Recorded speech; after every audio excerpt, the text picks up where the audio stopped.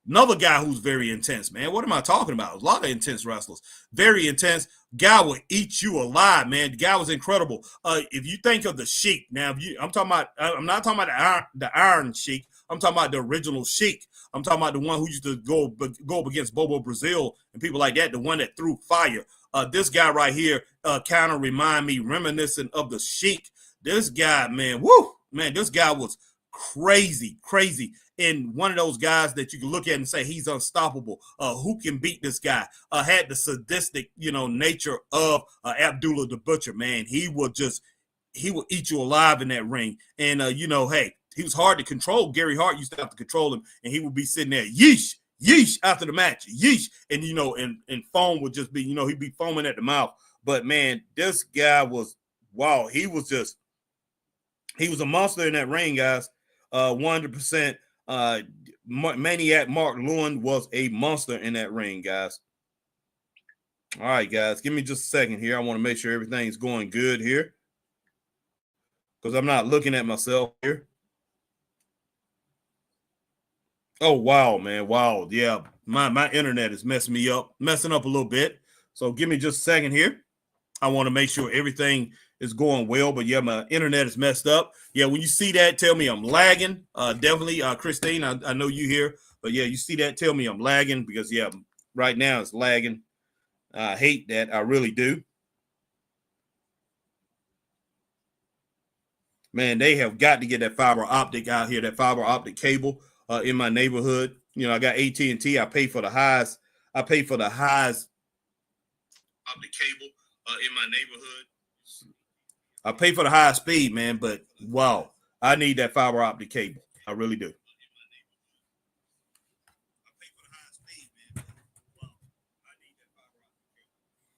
All right, guys, I'm going to go off screen here for just a minute.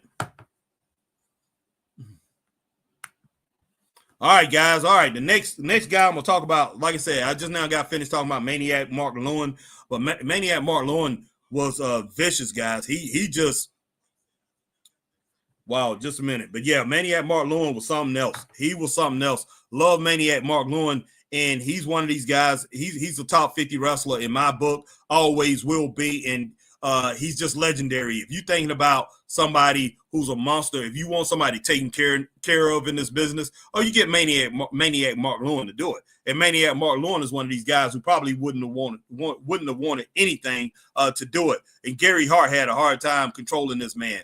But Gary Hart definitely controlled him, and somebody that he had in his stable that he always, if he, Gary Hart was still living, that he can mark down. That was one of the best that he ever managed. Maniac Mark Lewin was something special, guys. Straight up. All right, man. Let me go to the guy in the middle, right under Butch Reed, man.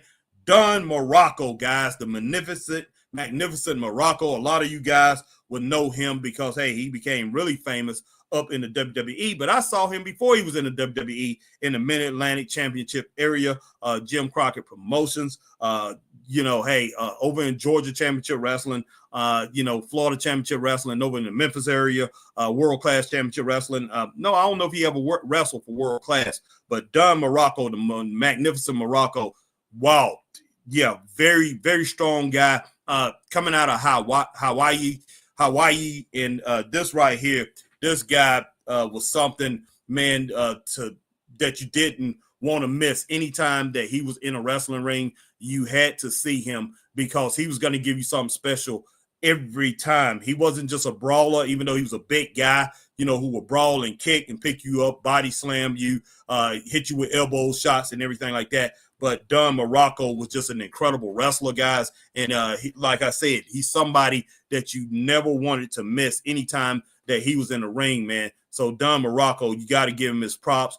He was just one of the best of all time, guys. And I say he's in my top 30, top 35 of wrestlers, man. This guy had it all, man. He had it all straight up. All right, next, I'm going to talk about somebody that was just flat out crazy, guys. He's right there on the right-hand side of Don Morocco in the poster there. I mean, you can't see it on the screen right now because I ended up taking myself off the screen because, like I said, I'm getting this interference.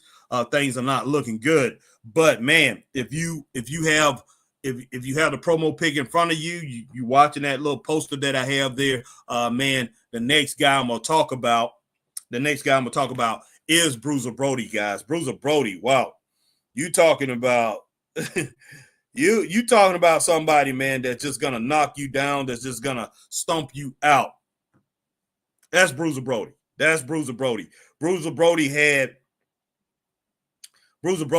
man, he had things that people didn't have. I mean, he had the intimidation factor back in the day. They also called him King Kong Bruiser Brody too. But Bruiser Brody, he would intimidate you. He was big, strong, could fight, brawl, kick, stomp. Like, it wasn't much wrestling when it comes down to Bruiser Brody. He wasn't going to wrestle you guys. He was going to maul you. He was going to destroy you. It doesn't matter if he was a fan favorite or a heel. And yes, he worked both. He worked both in his career. But man, this guy had matches against Chief Wahoo McDaniel that you would not believe. You talking about a hard-hitting match, because Chief Wahoo McDaniel didn't back up from anybody. And he was strong enough, he hit hard enough to make somebody like Bruiser Brody even think about coming at him. But Bruiser Brody was a non-stop charging guy. He would charge you, he would run you down, man. He was one of these guys, I guess you can look at what Public Enemy said back in the 80s, Bum Rush the Show, with their song Bum Rush the Show, the album Bum Rush the Show. Bruiser Brody was the epitome of that. He will bum rush you guys. It didn't matter how much firepower that you had and that you was throwing at him. Bruiser Brody was going to go through that to get at you. That was the type of guy he was. He had incredible feuds. He had an incredible feud with, like, say, Wahoo McDaniel, especially Abdullah the Butcher. Oh my gosh, man, those guys tried to kill each other. Blackjack Mulligan, he had an incredible feud with Blackjack Mulligan. But you talking about hard hitting, Bruiser Brody was it. Bruiser Brody, second to none, and one of the best brawlers ever in this business. Definitely top 3 or 4 as far as brawlers in this business. Bruiser Brody was it, man. Straight up. All right, man. Let me see. Who do I go to next? Like I say, guys, I definitely want to come on screen. But my screen is jacked up. So let me go ahead and see. No, my internet is jacked up. But so let me go and get back on screen for a minute and see how I look on screen. See how this thing is picking me up once again. But my internet is running slow. I should have checked it before I got on, and I shouldn't have to do that. I'm gonna have to call. I'm definitely gonna have to call AT&T. I'm just basically getting tired of it. I'm not getting the speeds that I should be getting, and I'm paying them all this money. Been doing it for years, guys.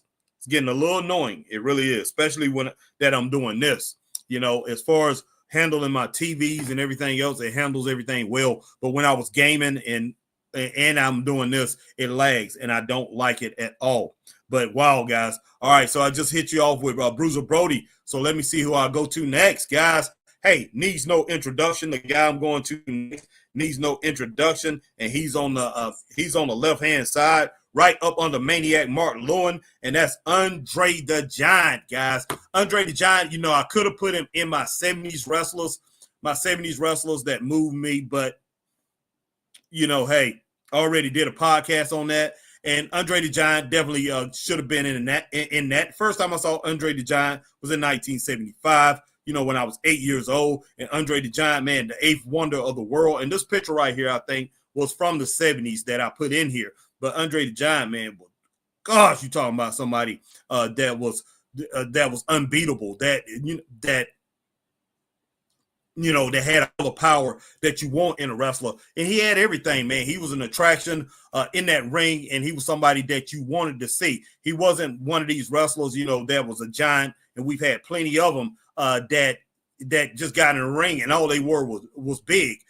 Andre the Giant actually could do a lot of different things in the ring. And I'm talking about Andre the Giant before he became, before he gained all that weight and he became, pretty much a shell of his former self over in the WWE. I'm talking about when this man was slim, had some muscle, and just did things in his in the ring that was just incredible. And excuse me, guys. And he would go in the, he would go in matches. He would take on big guys like Don Leo Jonathan, Blackjack Mulligan, Blackjack Lanza.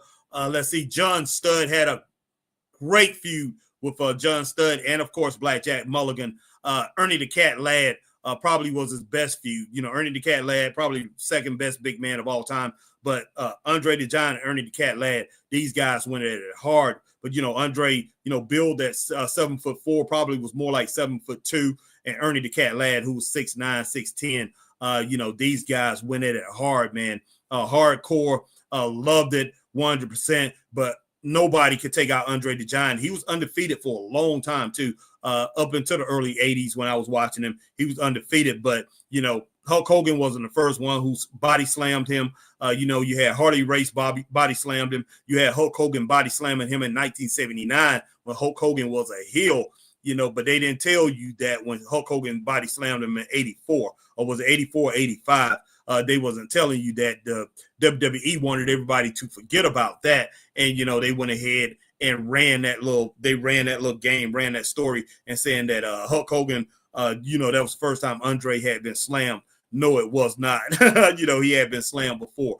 But yeah, Andre the Giant was something special. He was basically an attraction, just like Dusty Rhodes. And he took Dusty Rhodes to a lot of different places with him around the world. He took Ric Flair, had a lot of crazy matches with early Ric Flair, back in 76, 77, up into the early 80s. It was just, it was astonishing to see. But yeah, this big man right here, who also played in the $6 Million Man, a very popular movie back in the day. He played Bigfoot, man. But yeah, what else can you say about Andre the Giant? Andre the Giant was the shiznit. He was the man back in the day. And I mean, we all loved him, man. We all loved him. All the wrestling fans from back in the 70s, early 80s or whatever, in the 80s, we loved Andre the Giant, man. And wow, I hate that he passed away so soon, very soon in his life. But yeah, Andre the Giant, man, left me with a lot of memories. Great guy, big guy, great wrestler. Straight up. All right, let's go to the next guy on the list, and let's see who do I have here. Let me go. I'm about to go to the poster, guys, because I don't see it. I'm about to move out the way. Oh, let me make sure who that guy is. Okay, Stan the Man Hansen. Talking about another big man, Stan the Lariat Hansen, guys. The Lariat, guys. This guy would, I'm talking about Nikita Koloff, Russian sickle. You got to put that lariat right there with the Russian sickle. The lariat was even more dangerous. The lariat, hey, he broke Bruno Sammartino's neck, man. He broke his neck with that lariat. Hey, did the same thing to numerous other wrestlers, but Stan the Man Hansen would hit you with that lariat, take your head off. And you talking about a mean character, guys. This right here, one of the meanest guys that I ever seen in the business. I'm not going to say he was mean outside of wrestling, but this guy was mean, and you believe every single thing that he said. This guy was up there holding his, always holding his arm and holding that cowbell, man, and that rope, and, always talking about, what he's going to do to you with his lariat. And, hey, you couldn't do nothing but help to believe him, even though I didn't really think he was the greatest wrestler in the world, because when it boiled down to him, he was like Bruiser Brody, a lot of kicks, a lot of stomping, a lot of, punching or whatever. He was a great brawler, but he was one of these guys, man, that was believable 100%. Just like Bruiser Brody on this list, Nikita Koloff, Butch Reed, Buzz Sawyer, each one of these guys, Don Morocco, that I've went over so far, Maniac Mark Lewin, but the other guys before Maniac Mark Lewin, I can say each and every one of these guys, man, and Andre the Giant, you definitely believe that they can whoop your tail anytime they wanted to. Abdullah the Butcher should have been next, but I'm gonna go with, I guess I'll go with him in just a moment. But right now, I'm talking about Stan the Man Hansen, Stan the Lariat Hansen. He was incredible and won a World Heavyweight Championship back in the day when it was hard to win championships, win world championships. He won the AWA World Championship, and it most definitely was hard to win it then when Nick Botwinkle and Vern Gagne running the roost over there in the AWA, but he became AWA World Heavyweight Champion. So congratulations to him. And, Stan Hansen is still kicking it, but, he's not wrestling anymore. But Stan Hansen was one of the guys I remember, man, that just I'm always going to remember him and everything that he did. I remember the tag team that he put together with Ole Anderson up in Georgia Championship Wrestling. They were incredible to watch, guys. They really were. But yeah, and Stan Hansen, for a lot of his career, for probably a third of his career, this guy terrorized Japan, and was the All Japan Triple Crown champion. But this guy right here, Stan Hansen, man, what else can you say about Stan Hansen? What else can you say about Stan Hansen? He was all that, guys. Bag of chips, wrestling boots, wrestling trunks, wrestling, cowboy hat. He was all that, man. All that. All right. Next, man, we're going to talk about the guy who's right up above Stan Hansen. That's Abdullah the Butcher. Man, Abdullah the Butcher. Wow, I don't know why in the world my throat caught up like this. But the guy right up above him, Abdullah the Butcher, crazy, man, unstoppable, and a guy who's undefeated for a long time, man, probably undefeated for basically 30 years. He started in 1958. I don't think he lost a match and probably into the 90s when he lost a match. Well, he did lose. He lost some in the 80s. I'll take that back. But undefeated for 20-some years. He lost to Tony Atlas, a couple more wrestlers, but not many people beat Abdullah the Butcher.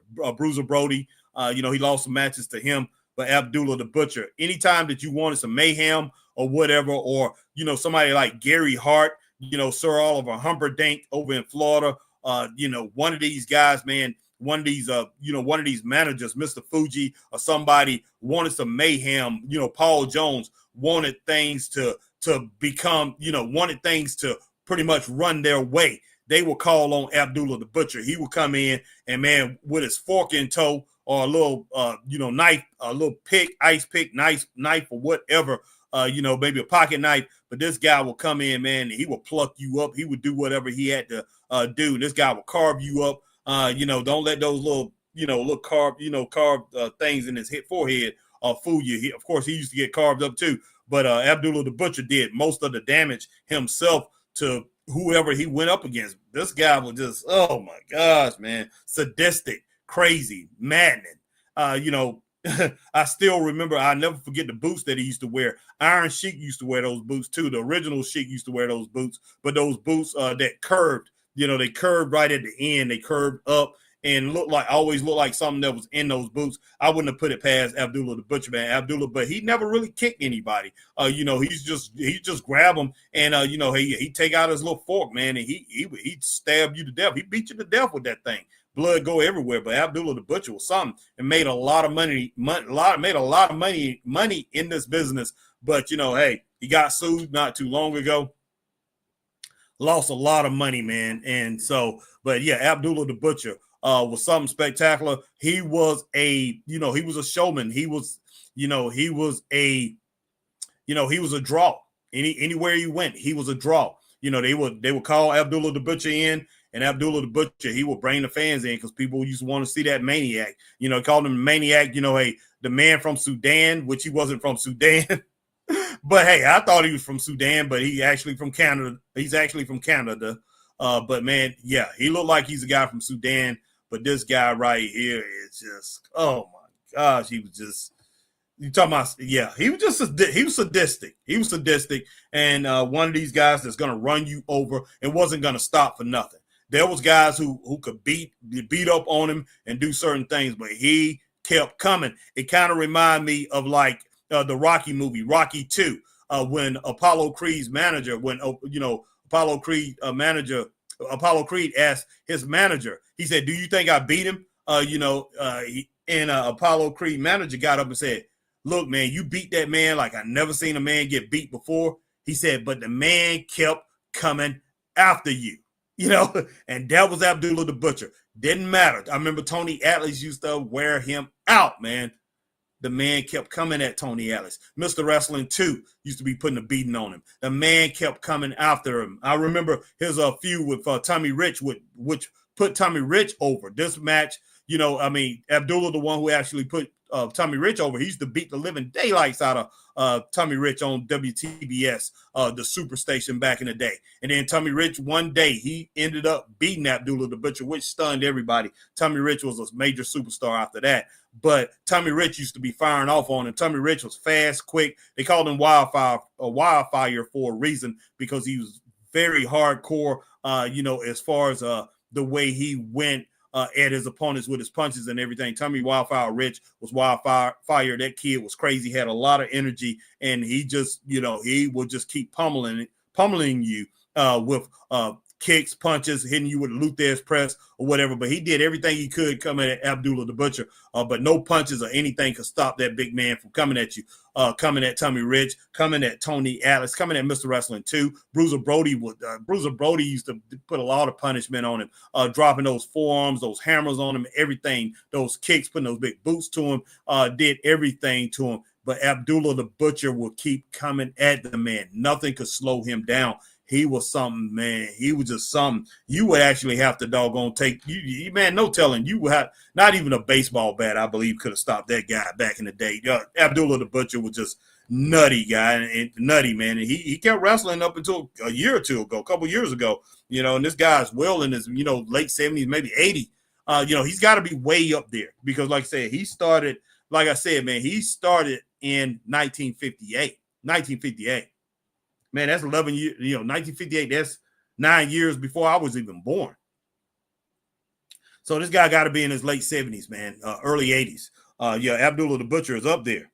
All right, next, guys, I'm going to talk about, the man right there, up under the guy having in the middle right there after Abdullah the Butcher, staying the man Hanson, Rocky Soul Man Johnson, guys, otherwise known as Sweet Ebony Diamond, guys. Sweet Ebony Diamond. He was Sweet Ebony Diamond in a Mid-Atlantic Championship Wrestling area. He came down. Jim Crockett wanted a guy. He wanted to capture. He wanted Sweet Brown Sugar, but didn't get Sweet Brown Sugar. But I'm glad Rocky Soulman Johnson came down and donned a mask and became Sweet Ebony Diamond.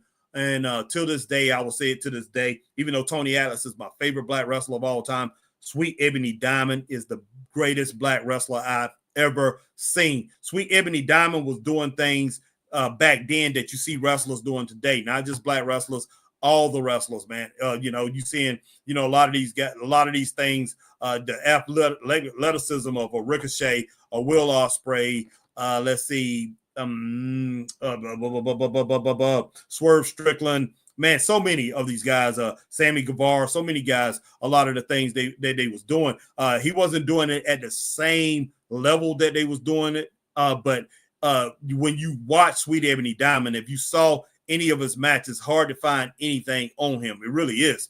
If you watched any of his matches, this guy, man, Sweet Ebony Diamond was he was a precursor to that. He was he was one of these guys who was a forerunner of that. He did so many different things in the ring that was so athletic and was so inspiring. I just will never forget it. I will never forget it. I could not believe how good he was. Now, I don't know what he did over in the WWE. I do know. I did used to watch him in the WWE for the most part, but I mostly, when he was in that tag team with Tony Atlas, and I did see some singles matches, but the WWE style was not the style that I actually saw him in. The WWE style was punching, kicking, maybe a few moves here and there. They didn't let him showcase everything he had. But Sweet Ebony Diamond, man, oh my gosh, you're talking about somebody, who was an artist in that ring. He was an artist in that ring. Man, he was poetry in motion, guys. He really was. It was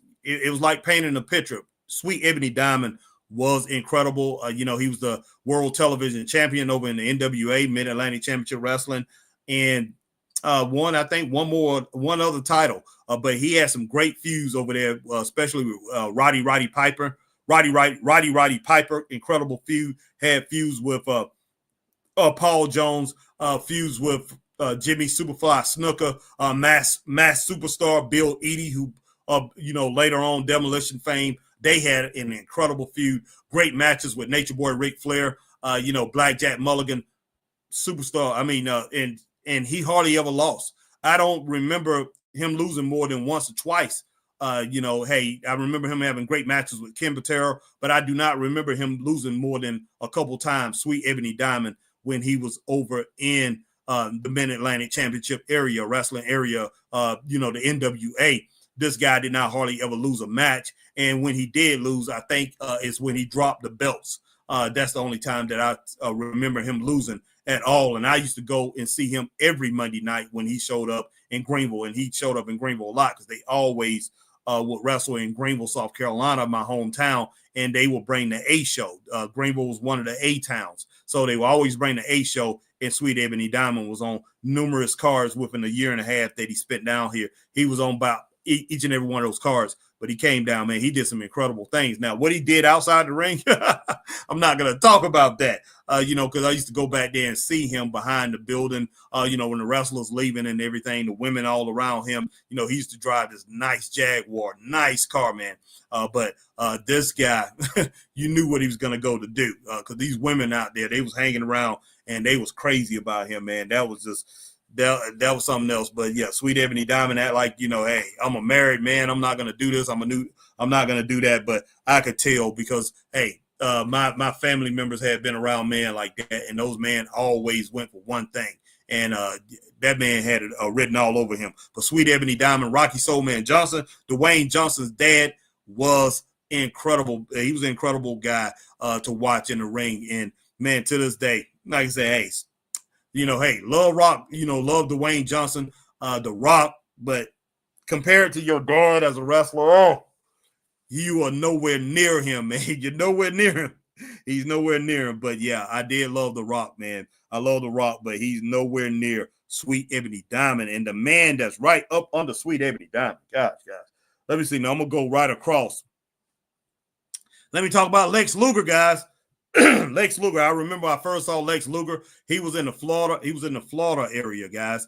And I think it was in 84, 85 in the Florida Championship Wrestling area before they brought him over. And man, he was out there with Hiro Matsuda. And I remember Hiro Matsuda took the robe off of Lex Luger. And Lex Luger had that, he had a beard and everything. But Lex Luger, that body, man, that guy was incredible. And Chris talks about that to this day. But that's the best I ever seen Lex Luger. That's before he had cut the beard off and everything. But his body was, man, he was one of those Greek guys, man, one of those, guys that they call a Greek god. I'm not going to call a god because I don't call anybody a god except for God. But yeah, this guy, man, had that body. He was an Adonis, man. He was incredible, man. Incredible, Thor. I used to remember Thor, had that incredible body, in the comic books and everything. But hey, this Lex Luger guy reminded me all of them, all those guys. Conan the Barbarian. Lex Luger had a great body, the best body that I had seen in wrestling. Man, at that time, I hadn't seen a body like that outside of Tony Atlas. I mean, and this guy was pretty much almost, he was cut up better than Tony when it boils down to it. And Tony is Mr. USA. Wasn't as muscular, his muscles wasn't as big, but Lex Luger, man, he, the definition of his body was incredible. He was the Arnold Schwarzenegger of wrestling, man. Wow. It doesn't matter if he juiced up to do it or anything. And one thing I can say about him, he came in, did a great job in wrestling, and a lot of people looked at him as green. If you look at Lex Luger, let's take Jade Cargill today. Jade Cargill, man. You got to look at Jade Cargill in the same way that you look at Lex Luger. But Jade Cargill, like I said, a lot of that stuff with Jade Cargill is natural. Her body, all her brothers, everybody in the family, that family, they're built like that. So a lot of that is natural. She does work out, but a lot of it's natural. But, she had that kind of body, the kind of body that Jade Cargill have, that you can look at and say, she's stunning. Lex Luger is that type of guy. He's a stunning guy. He's one of these wrestlers that just stun you. When you look at him, you were stunned. He was that dude, man. All right, Christine Saucy Girl said he was a beast. Yes, he was. And he's underrated as a wrestler. A lot of people looked at him as, oh, man, he really wasn't that good of a wrestler or anything like that. And, he's overrated. Not really overrated. People didn't really say he was overrated. But the only reason that he really got the opportunities that he did get was because of his body. And Ric Flair wanted to make him a world champion. And, eventually he did become world champion. Did he deserve it? I don't really think so, to tell you the truth. but I'm glad he did get one finally. He worked on his body enough, and to pretty much get him there, man. He was, despite his shortcomings in wrestling, as far as his in-ring work, he made up for it in different areas, every other area in, as far as a wrestler, man, he was solid. In my opinion, he was very solid. Of course, he wasn't Barry Windham. He wasn't, I remember he was in the Four Horsemen before Barry Windham. Him and Barry Windham was friends before he got in the Four Horsemen. Then he turned on Barry Windham, and then Barry Windham turned on him after he had came and become a fan favorite again. And him and Barry looked like, they was tag team partners and everything, won the world tag team championships. But Barry went ahead and turned on him. And Barry Windham, one of the first things he said when he was there with the Four Horsemen, he pretty much put Lex Luger down and said, if you think you're a better wrestler than me, then you're crazy. No, he wasn't a better wrestler than Barry Windham, but hey, he could hold his own. He could hold his own, and he wasn't a better wrestler than his other partner, Sting. But Lex Luger held his own, and man, he deserves a lot more credit than he actually gets. He was just a wrestler in an age where so many guys was great wrestlers. That's all it was to it. There was just so many great wrestlers. So everything that he did have, and everything that he lacked, it escalated. You saw more of it. It's like watching in HD. You can see every single flaw that he had, man. Like, okay, he's not that great of a wrestler, but he has a great hammer. He drops those forearms, great forearms, got a nice clothesline. He was very good with his body slams.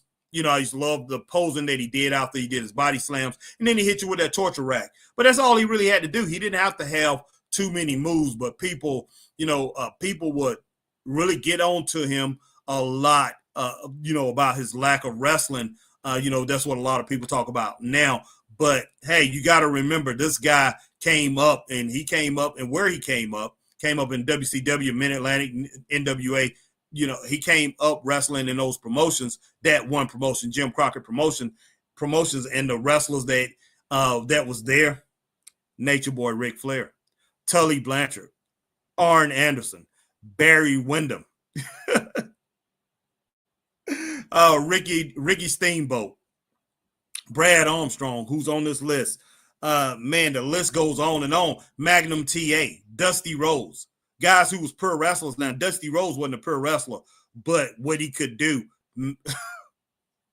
was outstanding. So, man, Terry Funk, all these guys was in the NWA when he came in. A lot of great wrestlers. So Lex Luger was up against a smorgasbord of talent, guys. And I'm sure there's other ones out there that I'm not naming because, yeah, man, he had the talent. Ron Garvin was in the NWA at that time. Sting was in the NWA. Rick Steiner when Lex came along. Dr. Death Steve Williams. Incredible roster of talent. And he was pitted against those guys. But, yeah, Lex Luger held his own. He really did. So, man, I give him all the credit in the world. All right, Christine Saucy Girl says Philadelphia won. Phooey. Wow. I'm sure Christopher Burton's very happy. I'm sure Christopher Burton, man, is jumping for joy, man. He is going crazy.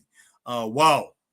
And I hate it for my man, Scott Larson from #Truth, that his team lost. But, hey, man, it is what it is. It really is. And I'm pretty sure a lot of my fans are watching that game.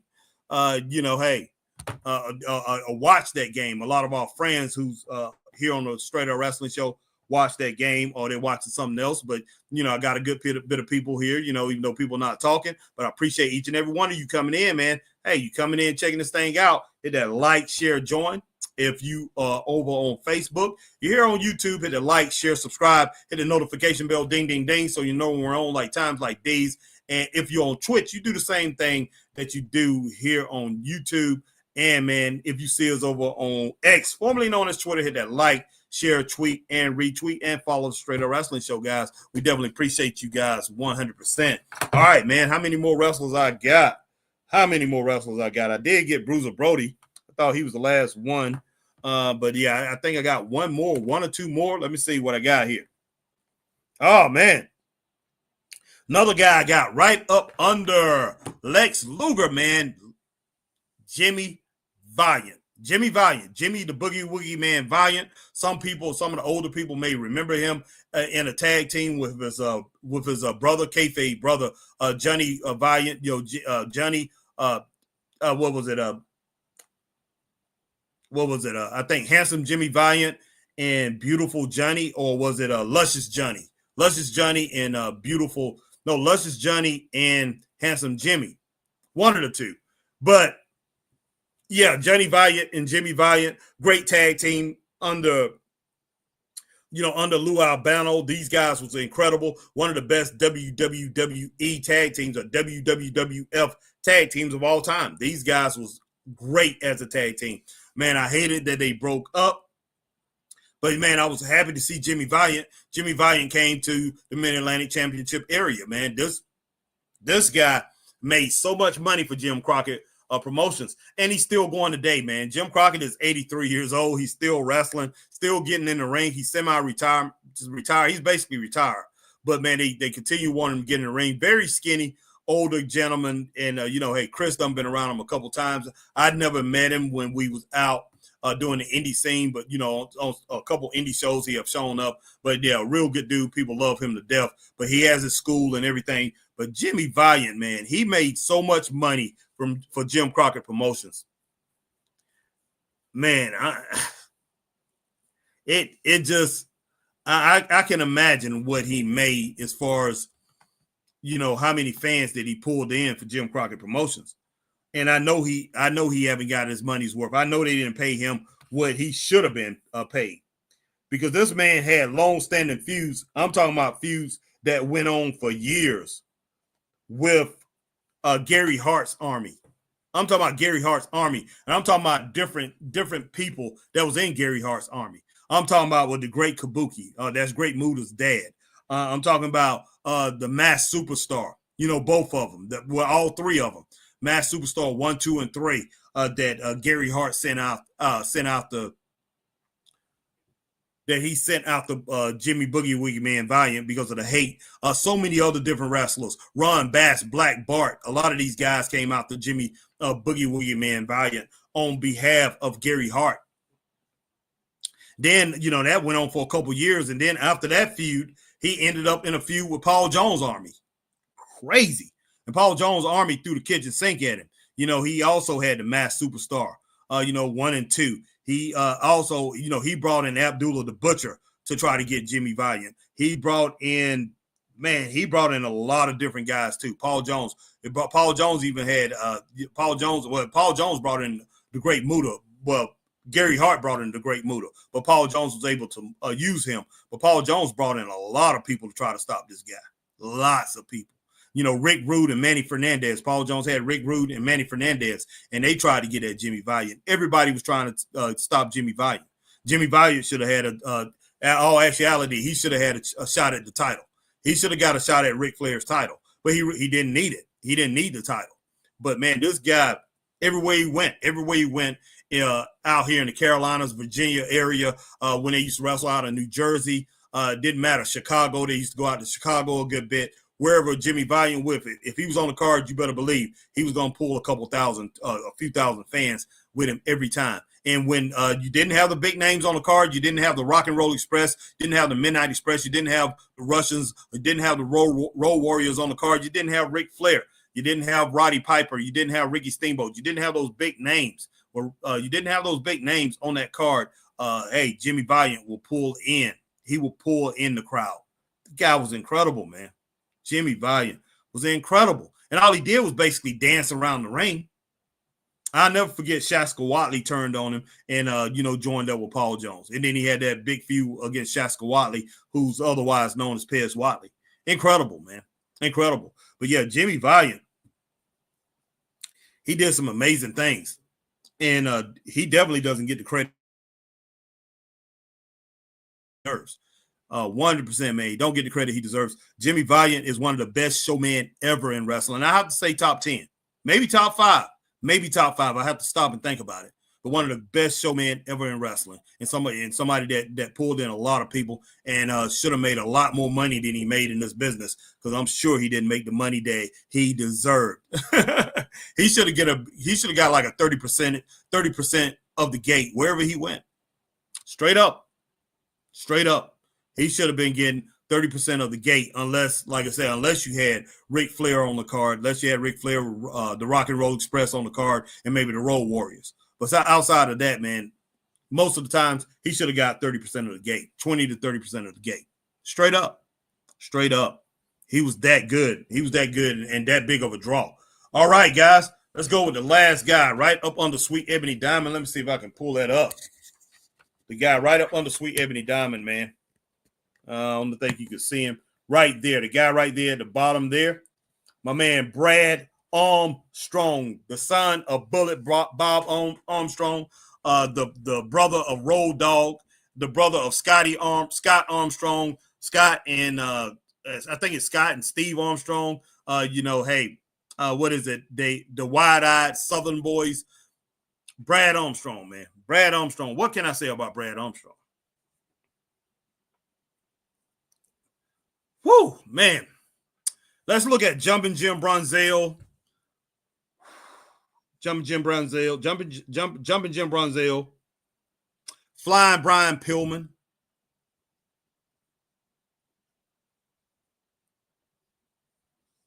Ricky Steamboat. Let's go with those three. Jumping Jim Brunzell, Flying Brian Pillman, and Ricky Steamboat. Roll all those guys together. You got Brian Pillman. Straight up, guys. Straight up. Not kidding you. Incredible wrestler. Incredible.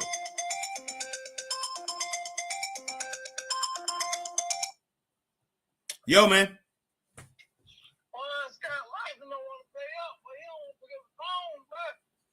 Yeah, I'm pretty sure he don't want to pick up the phone. His team lost. No, nigga,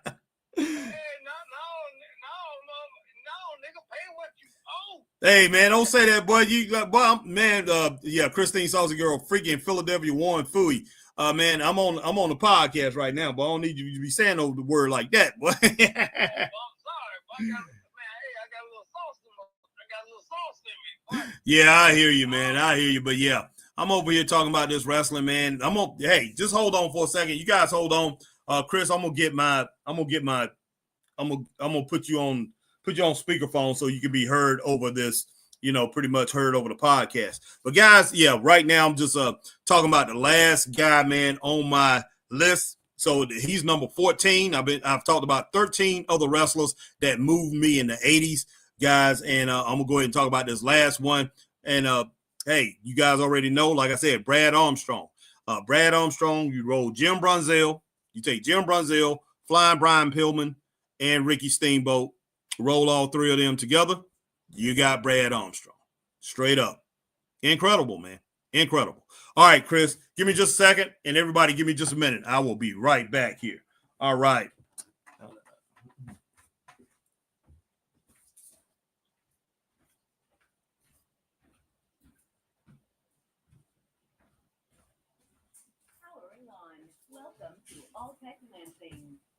All right, guys, if you're on our Facebook,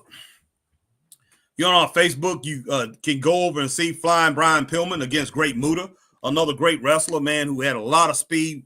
One of the only guys that can really keep up with him, to tell you the truth, keep up with Brian Pillman. And Brian Pillman was one of the only guys who could keep up with Great Muta. But what about Brad Armstrong, man? Now, wait a minute. What about Brad Armstrong? I didn't mean to say Brian Pillman, Chris. I'm talking about Brad Armstrong. Brad Armstrong, one of the only people that could keep up. Brian Pillman couldn't keep up with Great Muta. He couldn't keep up with him. I wouldn't say he was quick, but not that quick. But yeah, Brad Armstrong and Great Muta, man, these guys. Whew, you talking about action packed, and I remember the few matches that they did have. Now, what we have on that clip, mostly somebody favored Great Muta, but that match didn't go down like that. It didn't go down like that, but it was an incredible match. But of course, they're gonna put Great Muta there because he's the bigger name, and that's who everybody loved. You know, everybody loved, so they did that. But those matches didn't go down like that. As far as the speed and, you know, as far as putting, you know, getting the most moves, it was usually Brad Armstrong who had 60-40 over Muta. But Muta will win the matches because Muta had something extra special, which we all know. Great Muta will hit you with that kabuki miss. Boom, and you out of there. That green mist. Yeah, hit you with that green mist that his dad started. So, you know, that, but man, Brad Armstrong, just incredible, man. Very fast, very quick inside that ring. Had one of the best tag teams that I ever seen. It doesn't get the credit that it deserved, but one thing about this tag team, the Lightning Express, the Lightning Express with another fast, quick wrestler, Tim Horner. Tim Horner. Man, he was incredible. He could do so many different things. Not the biggest guy in the world, but another guy, just like I talked about Buzz Sawyer earlier. Lightning Tim Horner, you talking about somebody that was electrifying, somebody that was very intense. It was Lightning Tim Horner. But he teamed up with Brad Armstrong, and this is one of the guys you could actually say Tim Horner was quicker than Brad Armstrong, and that's saying a lot. Tim Horner was incredible, but they put together an incredible tag team called the Lightning. Yeah. They should have had some belts, some titles. Yeah, the Lightning Express.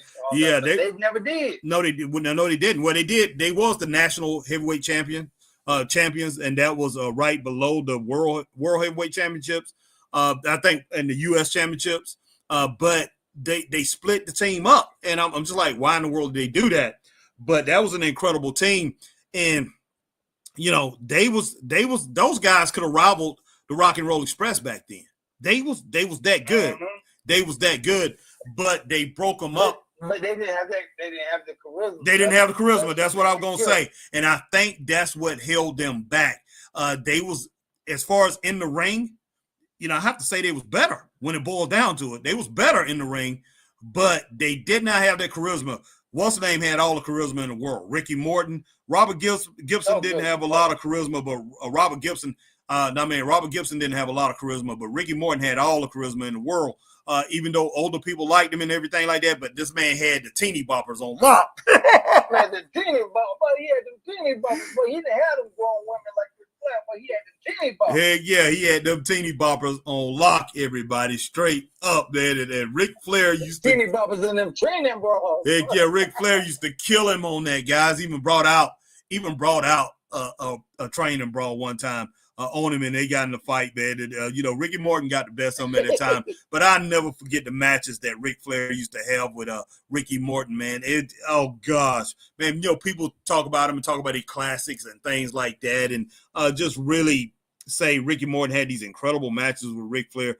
Ric Flair used to beat the living daylights out of Ricky Morton, man. It's like he was punishing him for liking teenage girls or something. I don't know what it was. And then when he broke his nose. Yeah. But Ric Flair was so brutal with Ricky Morton, man. But I give it to Ricky Morton because Ricky Morton, that's probably some of the most punishment I ever seen Ric Flair dish out, besides early on in Ric Flair's career, him and Ricky Steamboat. But that against Ricky Morton, that's probably the worst punishment I ever seen him dish out on any wrestler. He would literally kill Ricky Morton, but Ricky Morton stayed in there. That's what made, you know, he was tough. He stuck in there, man, and fought that man. And Ric Flair was much bigger than him. You know, when it boils down to it, he was much bigger. Ric Flair had a lot of size on him at that time. They had so many towels and draws. Yeah, they did, man. Yeah, they did. But yeah, Ricky Morton would fight. He would hold up. And man, this man took some vicious shots from Ric Flair. I will have to turn my head sometimes. He was just beating him so bad, man. I was just like, oh my gosh, man. But yeah, Ricky Morton, you know, he hung in there. And fought his tail off. But what was it, Greensboro? Where they broke his nose? Was it Greensboro? Yeah. But Ric Flair in the dressing room, boy, he got attacked by the Horseman. Yeah, man, the Horseman, but Ric Flair made an example. Used to want to make an example of him. It was just flat out crazy. But he made Ricky Morton even bigger than what he was. It's one thing about Ric Flair. You got to give him, man. He knew how to put guys over. He knew how to do it 100%. But guys, man, hey, Yeah, I don't went over. Yeah, I'm here an hour and 9 minutes. All right, let me see. Let me go ahead and recap each and every one of these guys, man, on this poster, all these wrestlers. Yeah, been a great night. What, Chris? Oh, I thought you gonna recap the football game. Hey, No, I ain't recapping the football game, man. Oh, you getting a phone call? Yo, man. Huh? Oh, what the heck? I'm hearing, what in the heck, man? I must rewind you back because, like I say, I'm talking to you on the phone right now. And hold on for a second. All right, guys. So, well, man, yeah, Christine Saucy Girl, freaking Philadelphia won. Wow. Man, I'm on. Hold on, Chris. You still on the phone? You saying a word like that? Wow. Hold on for a second, man. Hold on. Chris, Okay. you still on the phone, man? Yeah. Yeah, I ended up rewinding it back or something like that on my phone and had a previous conversation. It's kind of funny. Definitely funny. But yeah, finishing it up with Brad Armstrong, man. Brad Armstrong, all I can really say is about Brad Armstrong, he should have been a champion, guys. He should have been a world television champion, or maybe, I think he did win that title. I'm not sure. I'm not sure if he won that title. He should have been a United States champion. Put it that way. Matter of fact, Brad, like I said, other than that, that tag title, they didn't even really acknowledge that at that point. No, they didn't. Have no belt. No, they didn't, because there was so many tag teams in the NWA at that time. You had the Road Warriors, you had the Midnight Express, you had the Rock and Roll Express, and then you had the Lightning Express. But the Lightning Express had got caught up because you had Ron Bass and Black Bart in there as a team too at that time. You had so many teams. You had the Russians, you had Crusher Khrushchev and Nikita Koloff as a team at that time. It was so many different tag teams. They got caught up in the shuffle, but they were good. It's just that they had no mic skills at all. None. No. And I'm just like, and yeah, Brad Armstrong, I think he was a national heavyweight champion too, but he never could get over that hump, man. And it's because, and Ric Flair will tell you to this day, it's because, like I said, he said Brad had it all, and he would be able to talk about, he'd be able to do all that stuff in the back, in the dressing room and all that with the boys and everything. But when it was time for him to get on the mic and do that promo, he could not cut it. He would start joking. He didn't take it serious. If he was serious, his promo will come out boring. So he was a jokester, man. But they say, he could sit back there and talk to him about it, and he had every single thing that you wanted for a guy on the mic. And they say, go out there and do it on the mic. He couldn't do it. He couldn't cut that promo, man. So I'm just like, wow. So instead of being the most famous Armstrong, hey, Road Dogg ended up being the one. Yeah, the baby of the bunch. Yeah, the baby of the bunch. But hey, he wasn't. He's not Brad. I mean, Brad was incredible. That's Bob. That's Bullet Bob's best son when it comes to wrestling. Brad, man, nobody could do it like him. But yeah, Brad should have went down as an all-time great. But people still acknowledge him, and I appreciate that. People still acknowledge him and how great he was. But man, it acknowledge him, and I appreciate that. Yeah, what could have been? That's all it is to it, Chris. What could have been? All right, man. But let's see. Do any more wrestlers on this poster? I think I got everybody, but I'm gonna go ahead and acknowledge every wrestler that's on here that I talked about. Wrestlers in the 80s that moved me, man. I started off. I'm gonna go from the top row all the way down to the bottom row, man. So there was 9 wrestlers.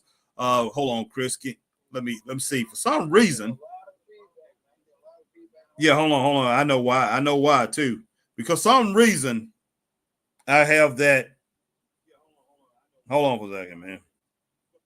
Well, wow. All right, can you hear me? Yeah, now I can. Yeah, because I had that what's name playing in the background too at the same time. I'm trying to get it over. You need to mute that, man. You need to mute that. Yeah. Do you hear the feedback now? No. Okay. All right. We go from the top, guys. All right, man. So at first I talked about Nikita Koloff. So he was the first wrestler that I talked about in this group of wrestlers that moved me back in the 80s. He jumped on the scene in 1985, Mid-Atlantic Championship Wrestling. And man, he trip over that rope, boy. I told everybody, man, that was the backstory there. Ivan Koloff and Paul Jones brought him in. He told Paul Jones and Ivan Koloff before Paul Jones walked out of that building, out of that trailer. He told him, he said, if he told him go ahead and put him in the ring tonight in Greensboro, and he told him flat out. And Nikita Koloff never trained. He hadn't been trained to anything. He said if he, hadn't even trained yet. Said if he trips over that rope, he's out of here. He's fired. So I don't know if Koloff and Paul Jones pulled him to the side and told him to go in, taught him a few different things and told him what to do. But, man, Nikita Koloff learned quickly, and he learned very well, man, very well. And what he used early on, it was enough. And everything looked legit, man. This guy, hey, he would take you out with that sickle, man, that Russian sickle, one of the most devastating moves of all time, man, all time. This guy, God. You got to put it right. His biggest rivalry. Him and Lex Luger. No. Him and Magnum TA, man. Him and Magnum TA. Yeah, see, he had a rivalry with Lex Luger, but no, it was him and Magnum TA. You probably didn't see much of that. You was, 8 years old? I caught probably the back end of that. Yeah, you had to. Him and Magnum. I caught the last couple of matches of that. Yeah. And him and Lex. Yeah, that was a good feud. That was a really good feud. But he wrestled Magnum probably 3 times as much as he fought Lex. Him and Magnum went at it for like 85 to until Magnum had that accident. Those guys, and then they had that incredible 4 out of 7. Man, it was crazy. But yeah, him and Magnum TA, they went at it hard, and that's the reason he got so emotional when Magnum got hurt, and he that's when he switched and became a good guy. But yeah, Nikita Koloff, just incredible. Next guys, man, I talked about Hacksaw Butch Reed, incredible wrestler, guys. First time I saw Hacksaw Butch Reed. What you about to say? I thought you about to say Jim Duggan, boy. No, Hacksaw Butch Reed. Well, the real Hacksaw. No. No. Hacksaw Butch Reed. Okay. Jim Duggan, boy. You have not heard the story, Chris. Like I said, you just don't know about these things, man. I'm older than you, okay? Hacksaw Butch Reed. Hacksaw Butch Reed, first time I saw him was in 1983, Georgia Championship Wrestling. I couldn't believe what I saw, man. When I first saw this dude, and I'm already told you people what I thought about his intensity. His intensity was off the charts, man. At that time, I went ahead and said, because I talked about Nikita Koloff first, I said Nikita Koloff was the most intense wrestler that I ever saw.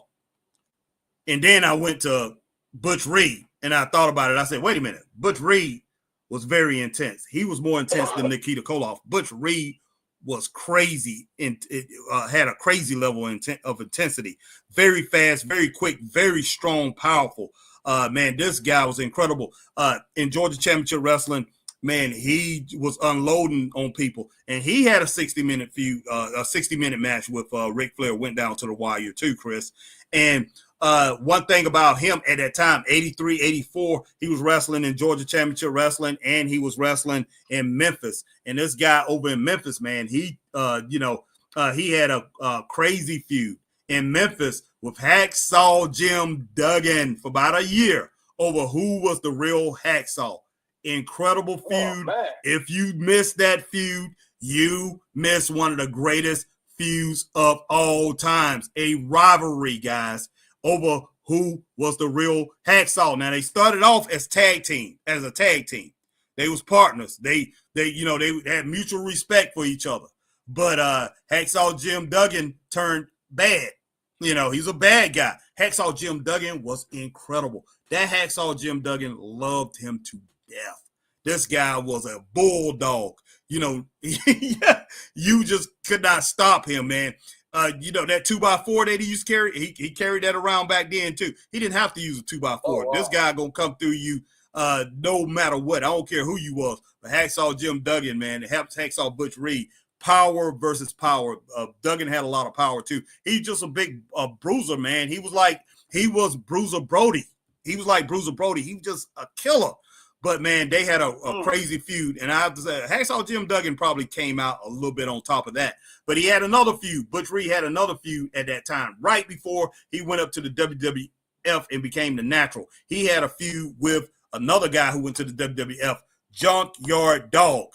Junkyard Dog slapped him. Junkyard Dog had a problem back then, Christopher Burton. Junkyard Dog had a problem with slapping black wrestlers. You know, he was in Georgia. He slapped Rocky King. He slapped Ranger Ross. He slapped Pistol Pez Wiley, because Pistol Pez Wiley said, I don't know if I can do it.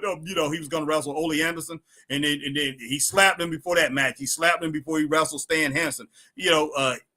Pez went in there, beat Ole Anderson. Then he went in there and beat Ole's partner, Stan Hansen, a week later, because Ole Anderson slapped him. Boy, Ole Anderson was slapping black wrestlers back then because a black wrestler. Junkyard Dog, man. I mean, Junkyard Dog. Like I said, he had a problem slapping black wrestlers, man. And he slapped. He was down in Memphis. He went to Memphis and started that stuff up in Memphis. He was slapping black wrestlers again. He slapped Butch Reed. It didn't go over well. Just put it that way. It didn't go over well. As soon as he slapped Butch Reed, Butch didn't cower down and start mumbling back to him like all these other wrestlers did. Butch Reed went off on him, and they were fighting. They were fighting like crazy. And this was Junkyard Dog, the Junkyard Dog that was in shape. They fought like crazy, but they had a feud for about 4 or 5 months, man. Junkyard Dog started losing this feud. He started losing. Butch Reed started coming up on top of that feud.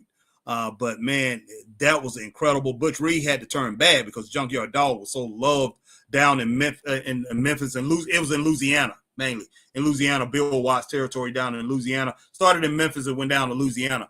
But Junkyard Dog started losing that feud, man. It was incredible. It really was. Next, I talked about Buzz Sawyer, guys, and you're talking about intense. This guy, Mad Dog Buzz Sawyer, Prelude. This guy before Chris Benoit. He was Chris Benoit before Chris Benoit. Chris Benoit at his most intense time, that was Buzz Sawyer. Mad Dog Buzz Sawyer was it. He was outstanding, guys. This guy was incredible. Go through a brick wall. That was a nut. Yeah, definitely a nut. Go through a brick wall to get you. There ain't no ifs, ands, or buts about it. But you heard the story about the Undertaker with Buzz Sawyer, right? No. The Undertaker, when he first got into wrestling, he was trained by Buzz Sawyer. Oh, wow.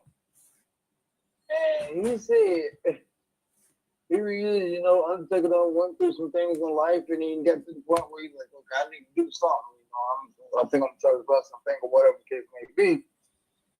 Finds Buzz Sawyer. Buzz Sawyer's like, yeah, you pay me like $15,000, we'll train you or whatever. Yeah, okay. Threw out a number figuring it'll run him off. Well, it ended up being Undertaker and another guy that showed up to Buzz's house. Right. He said, Buzz Sawyer, open up the door butt naked. What? Yeah, he was standing at the front door butt naked, and he shook his hand and gave him, the wrestler's handshake, the limp fish. Yeah, yeah. And he was like, wait a minute. And Undertaker was like, wait a minute, what? This guy gonna train me? He up in butt naked and he give me a little limp handshake. He's like, what the world?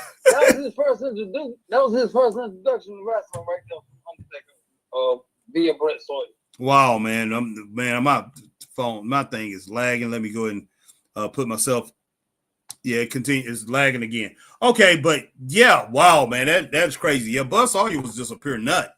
But you talking about it, yeah, like I said, man, he was just one of these wrestlers that, man, he's gonna give you a show each and every time. And one of the craziest him and Mad Dog Vachon should have been tag team partners, bro.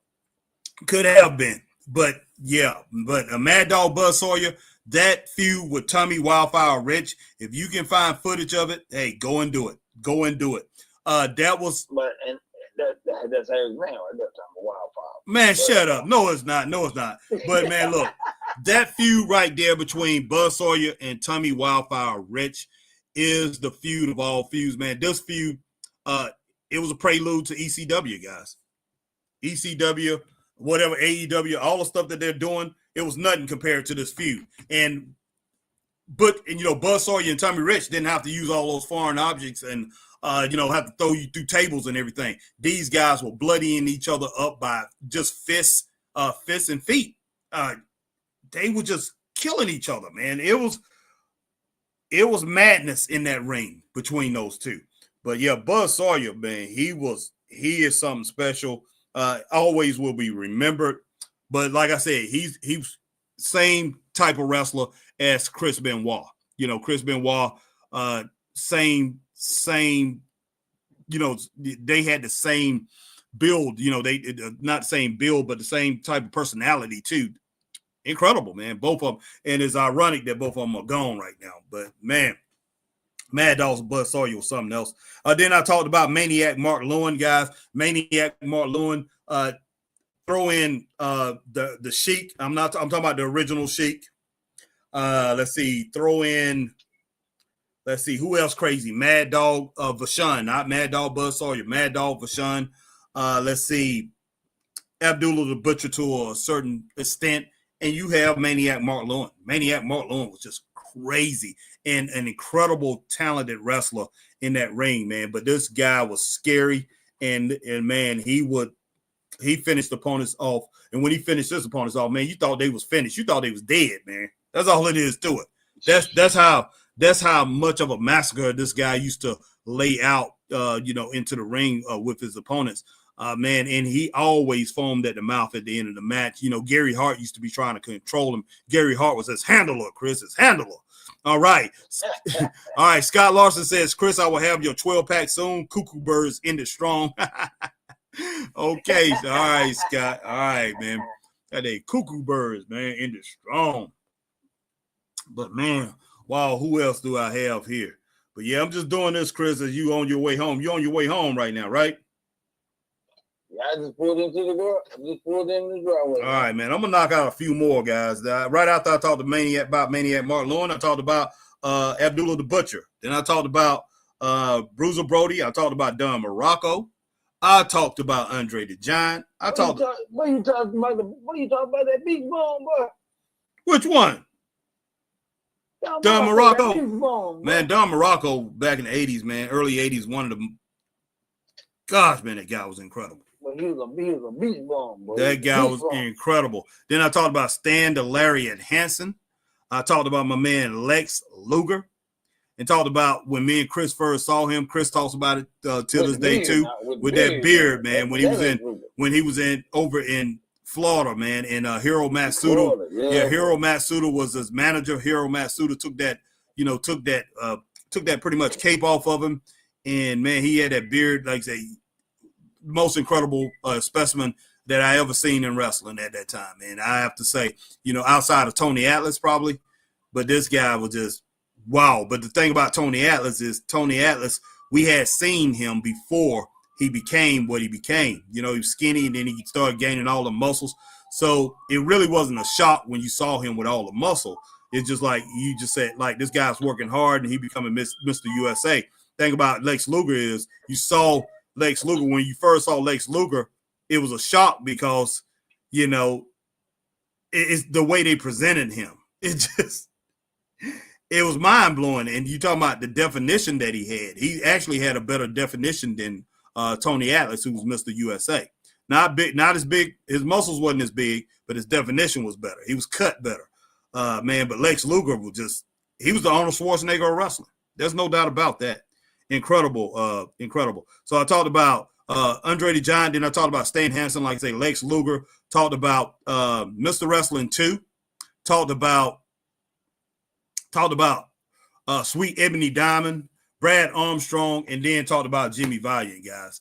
So that right there is everybody that I talked about, man, here on this podcast, guys. And these are wrestlers that moved me in the 90s.